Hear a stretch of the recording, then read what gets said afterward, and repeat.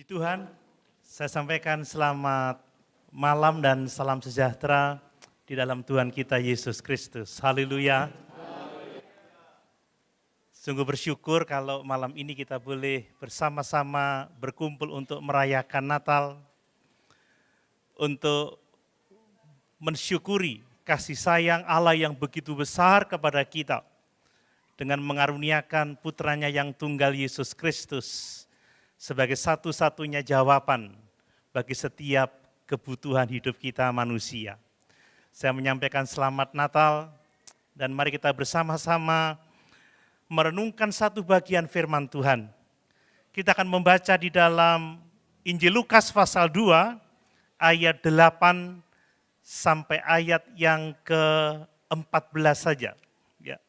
Lukas pasal 2 ayat 8 sampai ayat yang ke-14.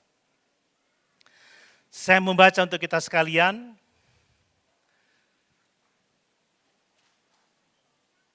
Demikian firman Tuhan.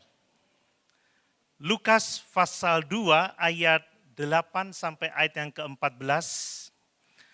Di daerah itu ada gembala-gembala yang tinggal di padang menjaga kawanan ternak mereka pada waktu malam.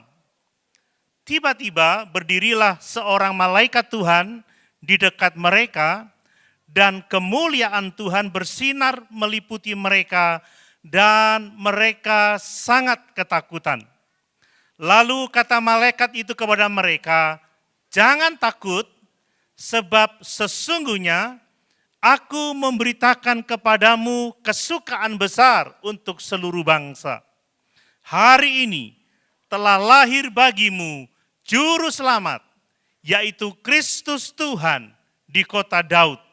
Dan inilah tandanya bagimu, kamu akan menjumpai seorang bayi dibungkus dengan lampin dan terbaring di dalam palungan. Dan tiba-tiba tampaklah bersama-sama dengan malaikat itu sejumlah besar bala tentara surga yang memuji Allah, katanya, kemuliaan bagi Allah di tempat yang maha tinggi dan damai sejahtera di bumi di antara manusia yang berkenan kepadanya." Haleluya. Puji Tuhan. Bapak Ibu Saudara yang dikasihi oleh Tuhan, setiap tahun kita merayakan Natal dengan penuh sukacita. Amin Bapak Ibu. Tentunya kita semua sudah menghiasi rumah kita menghiasi tempat kerja kita, bahkan gereja ini telah dihiasi dengan dekorasi Natal yang sangat-sangat indah. Ya, sungguh luar biasa kita melihat tidak hanya satu pohon Natal, tetapi ada banyak pohon Natal dan ini menunjukkan sebuah simbol ya tentang perayaan Natal. Untuk itu terima kasih buat semua panitia ya, secara khusus tim dekorasi juga perlengkapan yang sudah mengerjakan itu semua. Kita merayakan Natal dengan sukacita, kita senang sekali memutar lagu-lagu Natal dan menyanyikan lagu-lagu Natal. Saya sejak awal bulan Desember saya sudah mendengarkan banyak pujian Natal. Bahkan kapan hari saya dari Jogja ke Jember, saya setel di mobil Silent Night ya, Oh Holy Night, sepanjang jalan, tidak ada bosannya. Dan luar biasa, saat ini kita juga mendengarkan nyanyian Natal, pujian Natal yang begitu indah yang disampaikan oleh hamba-hamba Tuhan tadi. Tentunya mereka sudah mempersiapkan diri dengan begitu luar biasa, pujian yang sangat indah, dan saya yakin Tuhan berkenan mendengarnya. Kita juga merayakan Natal dengan penuh sukacita, dengan menyelenggarakan kebaktian yang tulus ya, kebaktian yang penuh dengan hikmat, kebaktian yang kusyuk. Ya, hari Minggu yang lalu kita menyelenggarakan ibadah Natal. Saya bersyukur kebaktian terlaksana dengan begitu baik, dengan begitu luar biasa. kita berkumpul untuk menyembah Yesus Sang Juru Selamat itu. Amin. Dan masih banyak lagi kegiatan untuk memeriahkan Natal kita. Sebentar kita akan menyaksikan penampilan dari anak-anak sekolah minggu kita. Luar biasa, mereka berlatih dengan semangat. Ya, itu sebabnya saya juga tidak akan terlalu lama memberitakan firman Tuhan. Karena kalau lama nanti pulangnya jam 10 malam, saudara. Saya kemarin diundang Natal di Ungaran itu kami selesai jam setengah 10 malam. Panjang sekali acaranya, tapi tidak dengan kita ya mungkin ya. Oke. Setiap tahun, bahkan hari ini, saat ini kita merayakan Natal dengan sukacita. Amin. Bapak Ibu bersukacita? Haleluya. Tetapi ada satu hal yang sangat penting yang saya perlu ingatkan kepada kita semua, bahwa semua kita harus terus menyadari apa sih alasan kita merayakan Natal itu. Mengapa sih kita merayakan Natal dengan sukacita? Ya, kita mempersiapkan ibadah ini dengan penuh semangat, dengan banyak pengorbanan. Tetapi mengapa kita melakukan itu? Bapak Ibu yang dikasih oleh Tuhan, Natal itu bukan sekedar tradisi. Amin.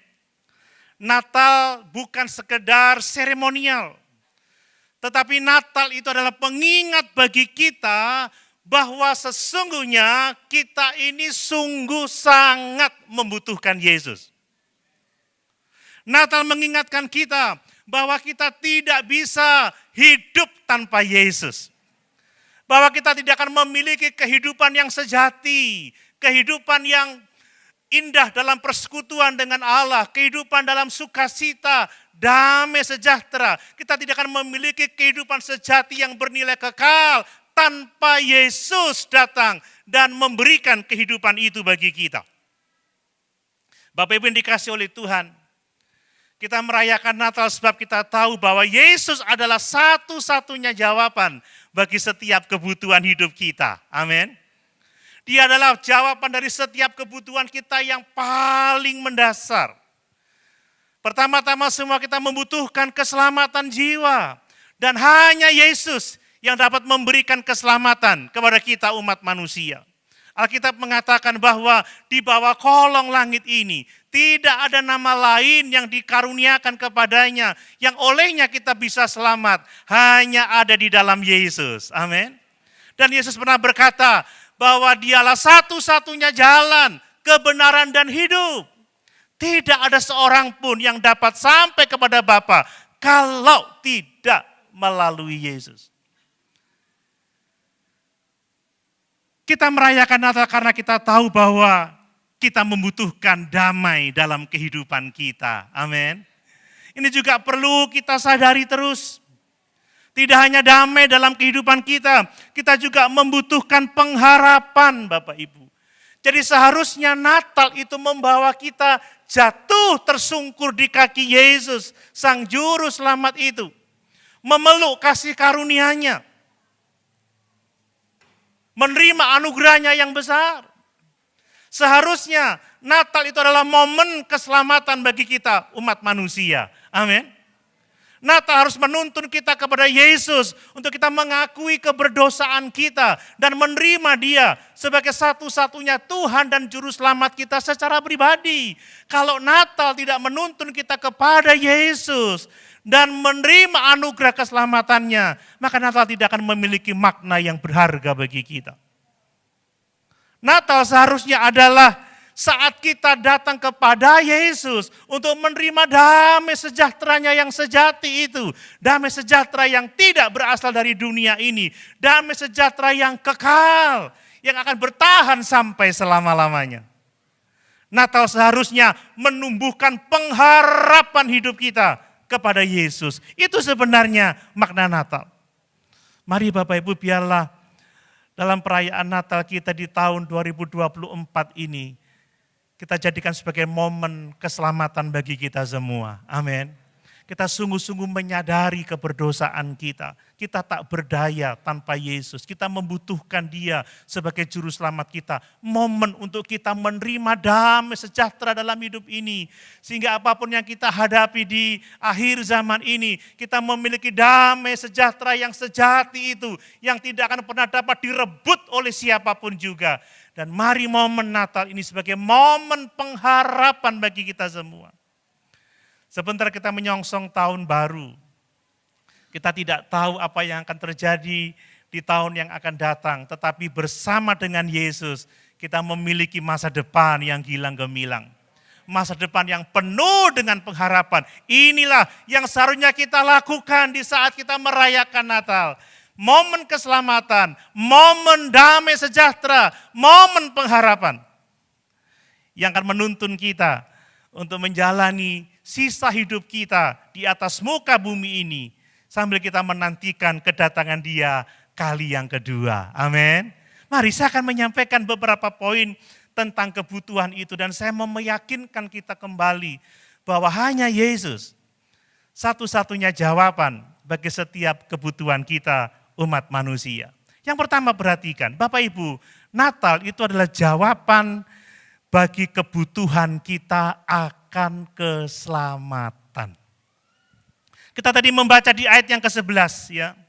Hari ini telah lahir bagimu juru selamat yaitu Kristus Tuhan di kota Daud. Bapak Ibu, mengenai juru selamat, mengapa kita membutuhkan juru selamat? Alkitab memberitahu kita semua bahwa semua orang telah berdosa dan telah kehilangan kemuliaan Allah. Berbicara tentang dosa, sesungguhnya dosa itu adalah masalah terbesar bagi hidup manusia. Kita banyak menghadapi masalah dalam hidup ini ya. Masalah keluarga, masalah pekerjaan, masalah ekonomi, masalah sakit penyakit. Tetapi sebenarnya masalah yang terbesar bagi kita semua adalah dosa. Karena dosalah kita memiliki berbagai macam penderitaan dalam hidup ini. Karena dosa kita terpisah dari Allah. Karena dosa kita terpisah dari sesama. Ada konflik, ada pergumulan. Karena dosa ada sakit penyakit. Karena dosa ada bencana dan lain sebagainya. Jadi dosa adalah masalah terbesar kita. Ada banyak hal yang bisa kita lihat dari Alkitab. Tentang mengapa dosa itu adalah masalah terbesar bagi kita. Di antaranya tadi sudah saya sebutkan bahwa dosa itu telah memisahkan kita dari Allah. Bapak Ibu, terpisah dari Allah Sang Pencipta kita, terpisah dari Allah Sang Sumber kehidupan, itu adalah penderitaan yang sangat-sangat mengerikan. Di dalam Yesaya pasal 59 ayat yang kedua, dituliskan bahwa sesungguhnya tangan Tuhan itu tidak kurang panjang untuk menolong kita. Sesungguhnya telinga Tuhan itu tidak kurang tajam untuk mendengar kita. Tetapi yang menjadi penghalang antara kita dengan Tuhan adalah dosa. Ini masalah yang paling besar saudara yang kita hadapi. Dosa itu adalah pelanggaran terhadap kekudusan Allah. Dan Allah yang kudus itu tidak bisa bersekutu dengan dosa. Sehingga Dia tidak bisa bersekutu dengan kita manusia berdosa. Nah, kalau kita tidak bisa bersekutu dengan Allah yang kudus karena dosa, itu celaka bagi kita Bapak Ibu. Kenapa? Karena hubungan manusia dengan Allah itu adalah tujuan dari penciptaan manusia. Tetapi ketika dosa masuk ke dalam dunia, maka hubungan ini rusak dan akibatnya manusia kehilangan akses langsung kepada Allah. Dan hidup di dalam keterpisahan rohani. Kita terasing dari Allah. Dan pada akhirnya kita semua akan mengalami yang namanya kematian kekal. Nah berikutnya, dosa itu masalah terbesar bagi manusia karena apa? Karena dosa itu menuntun kita atau membawa kita kepada penghukuman kekal. Mari kita ingat di dalam Roma pasal 6 ayat yang ke-23. Sebab upah dosa adalah maut. Maut di sini tidak hanya berbicara tentang kematian fisik. Tetapi lebih berbicara kepada kematian rohani dan kekal. Keterpisahan dari Allah untuk selama-lamanya. Ini berbicara mengenai neraka Bapak Ibu. Dan karena dosa manusia, seluruh umat manusia ada di bawah murka Allah yang adil itu. Kita semua telah mati oleh karena pelanggaran dan dosa-dosa kita. Dan tidak ada satupun di antara kita yang dapat lepas atau bebas dari keberdosaan ini dengan usaha kita sendiri. Hanya Yesus Kristus yang dilahirkan di Bethlehem itu, Sang Juru Selamat dunia yang menjadi jawaban bagi kebutuhan kita akan keselamatan dari dosa. Amin. Dosa adalah masalah yang paling besar. Kemudian dosa itu merusak kehidupan kita secara total. Coba kita baca di dalam Roma pasal 3 ayat 10 sampai ayat yang ke-12. Di situ dikatakan tidak ada yang benar, seorang pun tidak. Tidak ada yang berakal budi. Tidak ada seorang pun yang mencari Allah. Semua orang telah menyeleweng dan mereka semua tidak berguna. Manusia telah rusak total, saudara. Dosa telah mempengaruhi seluruh aspek kehidupan manusia, mempengaruhi pikirannya, mempengaruhi perasaannya, mempengaruhi kehendaknya, mempengaruhi tindakannya. Dosa itu bukan sekedar tindakan salah yang kita lakukan atau tindakan berdosa yang kita buat, tetapi dosa itu bicara tentang kerusakan pikiran kita, kerusakan perasaan kita, kehendak kita juga. Hati-hati, ada banyak orang yang tindakannya kayaknya baik-baik saja, tetapi motivasinya jahat.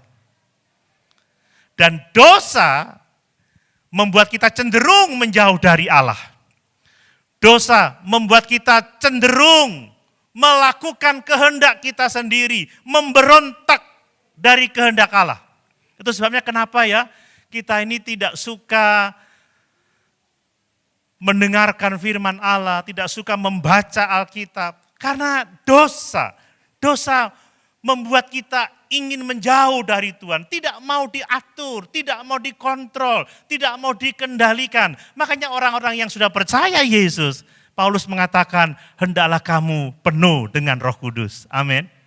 Taat pada pimpinan Allah. Bapak Ibu, dosa akan menciptakan rasa malu, ketakutan, kebingungan. Seperti yang dialami oleh Adam, seperti yang dialami oleh Hawa pada waktu itu. Dan tidak hanya itu saja, dosa itu masalah yang paling besar bagi kita. Karena dosa itu merusak hubungan antara manusia. Coba kita lihat di Yakobus pasal 4 ayat yang pertama.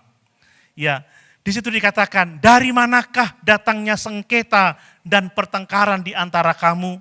Bukankah datangnya dari hawa nafsumu yang saling berjuang di dalam tubuhmu? Saudara, dosa yang membuat kita memiliki hubungan yang rusak dengan sesama. Karena ada iri, karena ada dengki, karena ada keegoisan, kepentingan diri sendiri.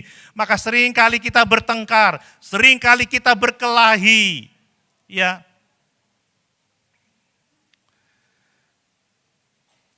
Untung panitia tidak marah sama saya, karena saya pakai baju putih.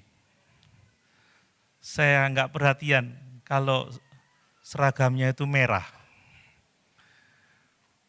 Ini bukti bahwa sudah tidak ada pertengkaran karena semua sudah dijawab oleh Kristus. Haleluya Bapak Ibu.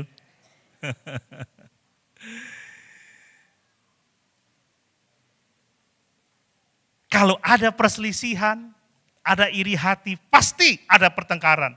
Jadi dosa itu menghasilkan apa? Egoisme, iri hati, kebencian, kekerasan. Dan ini menyebabkan ketidakadilan sosial, perang, kehancuran masyarakat. Mari saudara, dan tidak hanya itu, dosa itu merusak seluruh ciptaan Allah. Dan ini ada dampak yang sangat-sangat mengerikan. Dan dosa sekali lagi tidak dapat diatasi oleh usaha manusia. Semuanya hanya dapat diatasi oleh karena anugerah Allah di dalam Kristus Yesus Tuhan kita. Amin.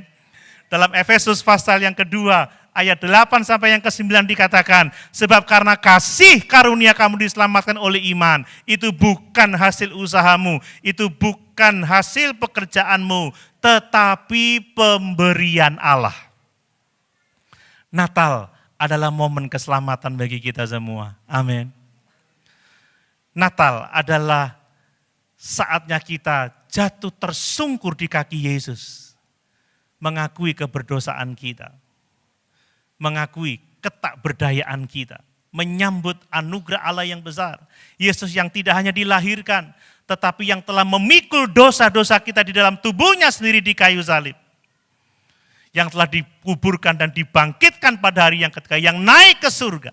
Dan akan datang kembali menjemput umat ketebusannya untuk membawa kita semua masuk dalam kemuliaan kekal itu. Amin Bapak Ibu.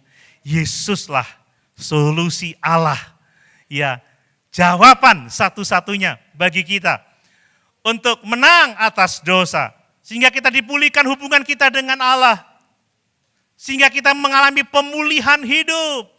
Dan kita mengalami pemulihan hubungan satu dengan yang lain. Kita menikmati damai sejahtera itu. Ingat Yohanes 3 ayat yang ke-16. Karena begitu besar kasih Allah akan dunia ini. Sehingga ia telah mengaruniakan anaknya yang tunggal itu. Supaya barang siapa yang percaya kepadanya tidak binasa. Melainkan beroleh hidup yang kekal. Amin. Kemudian Bapak Ibu. Natal adalah momen ya, di mana kita menerima damai sejahtera yang datangnya dari Allah. Saya baca ayat yang ke-14. Kemuliaan bagi Allah di tempat yang maha tinggi dan damai sejahtera di bumi di antara manusia yang berkenan kepadanya. Bapak Ibu, siapa yang tidak membutuhkan damai di antara kita? Damai adalah kebutuhan yang paling mendasar, kebutuhan yang sangat mendalam. Karena tanpa damai Bapak Ibu, hidup kita akan dipenuhi dengan kegelisahan. Hidup kita akan dipenuhi dengan ketakutan. Hidup kita akan dipenuhi dengan konflik, bahkan kekacauan. Tetapi orang yang memiliki damai sejahtera Allah akan mengalami ketenangan dalam hidupnya. Bapak Ibu, kita membutuhkan damai sejahtera itu. Saya mau mengatakan bahwa damai tidak hanya berbicara tentang tidak adanya permasalahan, bukan. Damai bukan soal tidak adanya pencobaan, tidak adanya perang, tidak adanya konflik, bukan. Damai itu tentang ketenangan batin. Damai itu tentang hubungan yang benar dengan Allah. Damai itu tentang hubungan yang benar dengan diri kita sendiri. Damai itu tentang hubungan yang benar dengan sesama. Damai itu adalah hubungan yang benar dengan ciptaan. Amin. Dan kalau kita memiliki damai itu Bapak Ibu, kita akan menjadi garam dan terang bagi dunia ini. Supaya ada banyak jiwa-jiwa dijangkau. Ada banyak jiwa-jiwa dimenangkan bagi kemuliaan Tuhan. Semua kita membutuhkan damai karena dosa telah menghancurkan damai sejahtera umat manusia. Tetapi Yesus sang Raja Damai, Dia telah datang untuk mendamaikan kita dengan Allah, mendamaikan kita dengan diri kita sendiri, mendamaikan kita dengan sesama, dan mendamaikan kita dengan ciptaan yang lain. Amin Bapak Ibu. Ya, kita membutuhkan damai karena dunia di mana kita hidup ada begitu banyak kekacauan, ada begitu banyak konflik. Yesus datang supaya kita menerima damai sejahtera itu. Di dalam Yohanes pasal 16 ayat yang ke-33 Yesus berkata seperti ini. Semuanya itu kukatakan kepadamu supaya kamu beroleh damai sejahtera di dalam aku. Dalam dunia kamu menderita penganiayaan, tetapi kuatkanlah hatimu, aku telah mengalahkan dunia. Yesus sumber damai itu memberikan damai yang melampaui segala akal. Bukan damai yang berasal dari dunia ini, tetapi damai sejahtera yang berasal dari Tuhan Yesus sendiri. Bapak Ibu, kenapa kita butuh damai? Sebab penderitaan-penderitaan yang kita alami ini telah banyak menggelisahkan hidup kita. Dan kegelisahan hanya dapat diselesaikan dengan damai sejahtera yang datangnya dari Tuhan dan Juru Selamat kita Yesus Kristus. Dialah penyejuk hati kita. Dia berkata di dalam Matius pasal 11 ayat 28, marilah kepadaku semua yang letih, lesu dan berbeban berat karena dosa, karena pergumulan, karena masalah apapun juga. Mari kepadaku, Aku akan memberikan kelegaan kepadamu.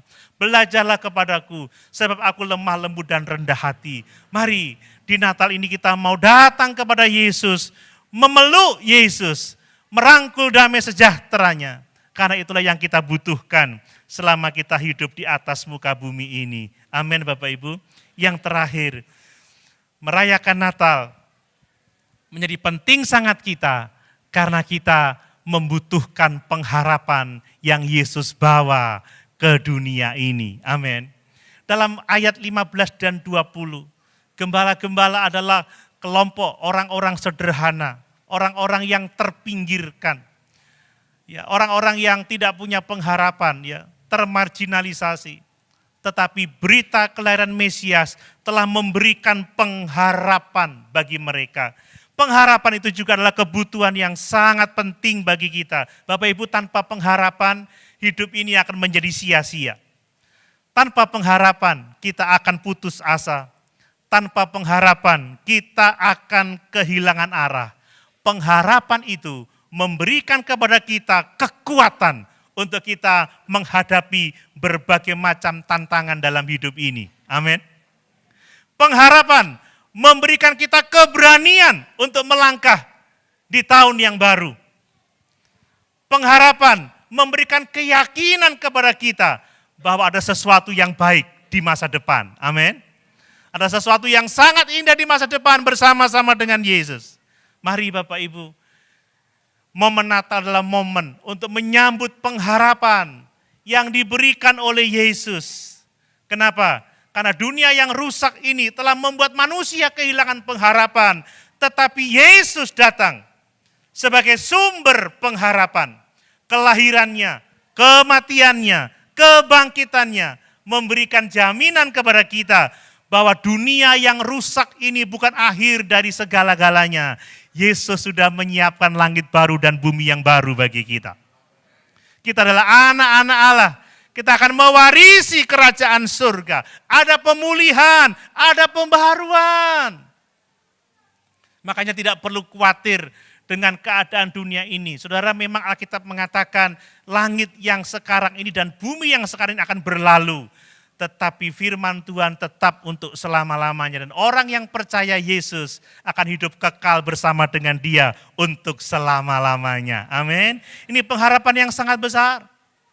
Dosa itu telah membuat kita hancur dalam keputusasaan karena kita hidup tanpa Allah Bapak Ibu ya. Dalam Efesus 2 ayat 12 dikatakan bahwa waktu itu kamu tanpa Kristus tidak mempunyai pengharapan dan tanpa Allah di dunia ini. Tetapi bersama dengan Yesus kita punya pengharapan akan pengampunan. Amin. Kita punya pengharapan akan kehidupan yang kekal.